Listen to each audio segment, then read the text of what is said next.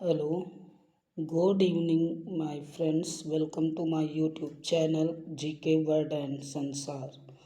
आज हम लोगों का टॉपिक है धार्मिक एवं सामाजिक सुधार आंदोलन, जिसके अंतर्गत हम लोग बौद्ध धर्म, जैन धर्म के जो इम्पोर्टेंट क्वेश्चन होंगे उनको देखेंगे। ठीक है, समय को वेस्ट ना करते हुए हम लोग आज का वीडियो शुरू करते हैं।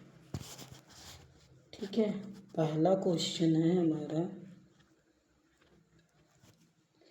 किसके द्वारा तृतीय बौद्ध संगति को संरक्षण प्रदान किया था। ठीक है, किसके द्वारा तृतीय संगति को संरक्षण प्रदान किया गया था। तो तृतीय बौद्ध संगति को संरक्षण प्रदान किया गया था अशोक के द्वारा। ठीक है, शायद क्वेश्चन ना सुनाई दे आपको। ठीक है, कुछ टेक्निकल इशू हो गया था तो मैं फिर से बोल देता हूँ। किसके द्वारा तृतीय बौद्ध संगति को संरक्षण प्रदान किया गया था। तो अशोक के द्वारा तृतीय बौद्ध संगति को संरक्षण प्रदान किया गया था। दूसरा क्वेश्चन है, बौद्ध ग्रंथ पिटकों की रचना निम्नलिखित में से किस भाषा में की गई थी। पाली भाषा में। बौद्ध ग्रंथ पिटकों की रचना किस भाषा में की गई थी। पाली भाषा में। क्वेश्चन नंबर 3 है, गौतम बुद्ध द्वारा भिक्षुणी संघ की स्थापना कहाँ की गई थी। तो गौतम बुद्ध द्वारा ठीक है भिक्षुणी संघ की स्थापना वैशाली में की गई थी। आजीवक संप्रदाय के संस्थापक कौन थे। तो मक्खली गोसाल आजीवक संप्रदाय के संस्थापक थे। एसएससी सीजीएल 2017 में पूछा गया क्वेश्चन है। हमारा यूट्यूब चैनल है जीके वर्ड एंड संसार, इसे लाइक करें, शेयर करें और सब्सक्राइब करें। धन्यवाद। अगला क्वेश्चन है, भागवत संप्रदाय के विकास में किसका योगदान अत्यधिक था। तो हिंद यूनानी का। भागवत संप्रदाय के विकास में किसका योगदान अत्यधिक था। हिंद यूनानी। प्रथम जैन महासभा का आयोजन कहाँ हुआ था। प्रथम जैन महासभा का आयोजन पाटलिपुत्र में हुआ था। जैन महासभा है, बौद्ध नहीं है। जैन महासभा का आयोजन कहाँ हुआ था। पाटलिपुत्र। मौर्य साम्राज्य की राजधानी कहाँ स्थित थी। तो मौर्य साम्राज्य की राजधानी कहाँ स्थित थी। पाटलिपुत्र में।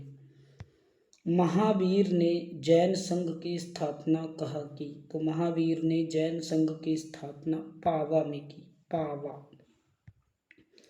कौन सी बौद्ध रचना गीता के समान पवित्र मानी जाती है। तो धम्मपद गीता के समान पवित्र मानी जाती है। 10वां है, बौद्ध धर्म में भावी बोधिसत्व या भविष्य के बोधिसत्व किसे माना गया है। तो मैत्रेय को भावी बोधिसत्व या भविष्य के बोधिसत्व माना गया है। राजगृह वैशाली और पाटलिपुत्र में निम्नलिखित में से कौन सी एक समानता है। ये वे स्थान हैं जहाँ बौद्ध संगति हुई थी। राजगृह वैशाली और पाटलिपुत्र में कौन सी समानता है कि यहाँ पर बौद्ध संगति हुई थी। अगला है, बुद्ध ने अपने जीवन की अंतिम वर्षा ऋतु कहाँ बिताई थी। तो बुद्ध ने अपने जीवन की अंतिम वर्षा ऋतु कुशीनगर में बिताई थी। बौद्ध धर्म ग्रहण करने वाली पहली महिला कौन थी। बौद्ध धर्म को ग्रहण करने वाली पहली महिला महाप्रजापति गौतमी थी, जो कि गौतम बुद्ध की मौसी थी या सौतेली माँ थी। अब मुझे बताओगे कि गौतम बुद्ध की माँ का नाम क्या था। कमेंट में लिख के उत्तर दो। तृतीय बौद्ध संगति कहाँ आयोजित हुई। तो तृतीय बौद्ध संगति पाटलिपुत्र में आयोजित हुई। अशोक के शासनकाल में बौद्ध संगति किस नगर में आयोजित की गई थी। तो पाटलिपुत्र में। गौतम बुद्ध का जन्म कब हुआ था। 563 ईसा पूर्व में। जैन धर्म श्वेतांबर एवं दिगंबर संप्रदायों में कब विभाजित हुआ। तो चंद्रगुप्त मौर्य के समय में जैन धर्म श्वेतांबर और दिगंबर संप्रदायों में विभाजित हुआ। 18 नंबर क्वेश्चन है, महावीर ने जैन संघ की स्थापना कहाँ की? महावीर ने जैन संघ की स्थापना पावा में की थी। जैन परंपरा के अनुसार जैन धर्म में कुल कितने तीर्थंकर हुए? तो जैन परंपरा के अनुसार जैन धर्म में कुल 24 तीर्थंकर हुए। अगला क्वेश्चन है, जातक किसका ग्रंथ है? जातक बौद्ध धर्म का ग्रंथ है। सिद्धार्थ या बुद्ध को ज्ञान प्राप्ति कहाँ हुई थी? तो गया में हुई थी। निम्नलिखित में से कौन सी बात बौद्ध धर्म तथा जैन धर्म में समान नहीं है? तो आत्मदमन बौद्ध धर्म और जैन धर्म में समान नहीं है। बाकी वेदों के प्रति उदासीनता जैन धर्म में भी है, बौद्ध धर्म में। रीति रिवाजों की अस्वीकृति दोनों धर्मों में है। अहिंसा पर दोनों धर्मों में बल दिया गया है। अगला क्वेश्चन है क्वेश्चन नंबर 23, निम्नलिखित में से किस नगर में प्रथम बौद्ध संगति आयोजित की गई थी? प्रथम बौद्ध संगति कहाँ हुई थी? राजगृह में। भारत में सबसे बड़ा बौद्ध स्तूप कहाँ स्थित है? तो सांची में स्थित है। बौद्ध संगतियों के 4 आयोजकों का सही क्रम क्या है? तो पहले आयोजक कौन थे बौद्ध संगति के? तो पहले हुई थी अजातशत्रु के काल में, फिर हुई थी कालाशोक के काल में, फिर हुई थी अशोक, फिर हो गई थी कनिष्क में। तो आका से आप लर्न कर सकते हैं, अजातशत्रु, कालाशोक, अशोक और कनिष्क। अगला क्वेश्चन है, बुद्ध ने सर्वाधिक उपदेश कहाँ दिए? तो बुद्ध ने सर्वाधिक उपदेश श्रावस्ती में दिए थे। निम्नलिखित में से कौन सा बौद्ध पवित्र स्थल निरंजना नदी पर स्थित था? तो बोध गया निरंजना नदी पर स्थित था। गौतम बुद्ध का गुरु कौन था? तो अलार कलाम गौतम बुद्ध के गुरु थे। निम्नलिखित में से कौन सबसे पूर्वकालिक जैन ग्रंथ कहलाता है? तो सबसे पूर्वकालिक जैन ग्रंथ कहलाता है 14 पूर्व। निम्नलिखित में से किस ग्रंथ में सर्वप्रथम देवकी के पुत्र कृष्ण का वर्णन किया गया है? तो देवकी के पुत्र कृष्ण का वर्णन सबसे पहले छंदोग्य उपनिषद में किया गया है। अगला क्वेश्चन है, निम्न में से कौन एक त्रिपिटक का अंग नहीं है? तो त्रिपिटक का अंग कौन नहीं है? जातक। विनय, अभिधम्म और सुत त्रिपिटक के अंग हैं, जातक त्रिपिटक का अंग नहीं है। अगला है, ऋग्वेद में किन 2 जैन तीर्थंकरों का उल्लेख मिलता है? तो ऋषभदेव और अरिष्टनेमि का उल्लेख ऋग्वेद में मिलता है। अगला क्वेश्चन है, किस शासक के शासन काल में नेपाल में बौद्ध धर्म का गमन हुआ था? तो अशोक के शासन काल में नेपाल में बौद्ध धर्म का गमन हुआ। सांची क्यों विख्यात है? तो सांची क्यों विख्यात है? सबसे बड़ा बौद्ध स्तूप। भगवान महावीर का प्रथम शिष्य कौन था? तो जमाली।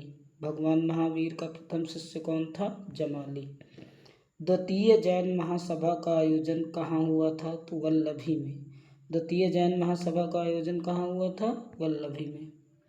महावीर की मृत्यु के बाद जैन संघ का अगला अध्यक्ष कौन हुआ? तो सुधर्मन। महावीर की मृत्यु के बाद जैन संघ का अगला अध्यक्ष कौन हुआ? सुधर्मन। अणुव्रत शब्द किस धर्म से जुड़ा है? तो अणुव्रत शब्द जैन धर्म से जुड़ा हुआ है। ऋग्वेद में किन 2 जैन तीर्थंकरों का उल्लेख मिलता है? तो ऋषभदेव और अरिष्टनेमि। महावीर का जन्म किस क्षत्रिय गोत्र में हुआ था? जांत्रिक क्षत्रिय गोत्र में हुआ था महावीर का जन्म। आप बताओगे गौतम बुद्ध का जन्म किस गोत्र में हुआ था? कमेंट बॉक्स में। महावीर की माता कौन थी? तो महावीर की माता का नाम त्रिशला थी। मैंने ऊपर पूछा था गौतम बुद्ध की माता का क्या नाम था? प्रजापति गौतमी उनकी दूसरी या सौतेली माता थी। किसे एशिया की रोशनी द लाइट ऑफ एशिया कहा जाता है? तो गौतम बुद्ध को लाइट ऑफ एशिया कहा जाता है। दिलवाड़ा के जैन मंदिरों का निर्माण किसने करवाया था? तो चालुक्यों या सोलंकियों ने। निम्नलिखित में से कौन सा एक अन्य तीनों के समकालिक नहीं था? तो मिलिंद। बाकी प्रसेनजीत, बिंबिसार और गौतम बुद्ध ये सब समकालिक थे, जबकि मिलिंद इन तीनों के समकालिक नहीं था। भारत से दक्षिण की ओर के देशों में बौद्ध धर्म का कौन सा संप्रदाय प्रचलित था? तो हीनयान। गौतम बुद्ध द्वारा अपने धर्म में दीक्षित किया जाने वाला अंतिम व्यक्ति निम्नलिखित में से कौन था? सुबुद्ध। गौतम बुद्ध द्वारा अपने धर्म में दीक्षित किया जाने वाला अंतिम व्यक्ति कौन था? सुबुद्ध। प्राचीनतम विश्वविद्यालय कौन था? निम्नलिखित में से प्राचीनतम विश्वविद्यालय कौन था? तो नालंदा। नागार्जुन कौन थे? बौद्ध दार्शनिक थे नागार्जुन। जैन परंपरा के अनुसार महावीर कौन से तीर्थंकर थे? तो महावीर 24वें तीर्थंकर थे। बुद्ध की मृत्यु के बाद प्रथम बौद्ध संगीति की अध्यक्षता किसने की? महाकश्यप ने। प्रथम बौद्ध संगीति की अध्यक्षता किसने की? महाकश्यप ने। किस भाषा का ज़्यादा प्रयोग बौद्धवाद के प्रचार के लिए किया गया? बौद्ध धर्म का प्रचार के लिए पाली भाषा का प्रयोग किया गया। महावीर की मृत्यु कहाँ हुई थी? तो महावीर की मृत्यु पावापुरी में हुई थी। जियो और जीने दो किसने कहा? जियो और जीने दो कहा था महावीर स्वामी ने। जैन धर्म को अंतिम राजकीय संरक्षण किस वंश के शासकों ने दिया? तो जैन धर्म को अंतिम राजकीय संरक्षण गुजरात के चालुक्यों ने दिया। जैनियों के पहले तीर्थंकर कौन थे? तो पहले तीर्थंकर थे ऋषभदेव। मठ और स्तूप किस धर्म से संबंधित है? बौद्ध धर्म से। आप लोग अगर डिटेल में पढ़ना चाहते हैं तो मेरी मदद करें, मैं फ्री ऑफ कास्ट आप लोगों को डिटेल में पढ़ाऊँगा। जिस दिन मेरे चैनल पे 10,000 सब्सक्राइबर हो जाएंगे मैं डिटेल में पूरी क्लास पढ़ाऊँगा, फ्री ऑफ कास्ट, ये मेरा वादा है।